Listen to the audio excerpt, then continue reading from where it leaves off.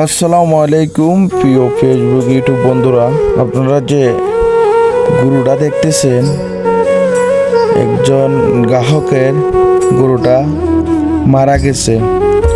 খুবই কষ্ট লাগতেছে, এতদিন সাধনা করে খাওয়াইয়া ফাইলিয়া বড় কইরা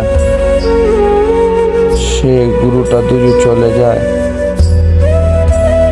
কাছ থেকে খুব কষ্ট লাগে। তো যে গ্রাহক গিরস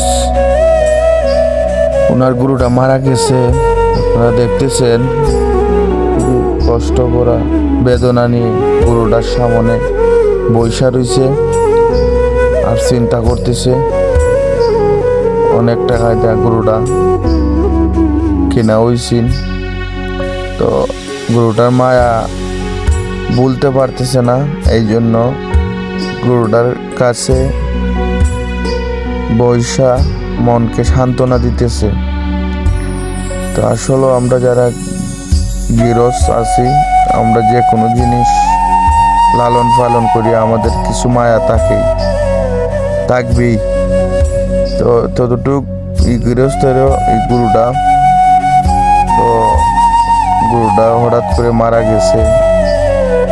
তো খুবই কষ্ট বেদনা নিয়ে গরুটার পাশে দাঁড়ায় নীরবতা পালন করতেছে। আপনারা দেখতেছেন। ধন্যবাদ।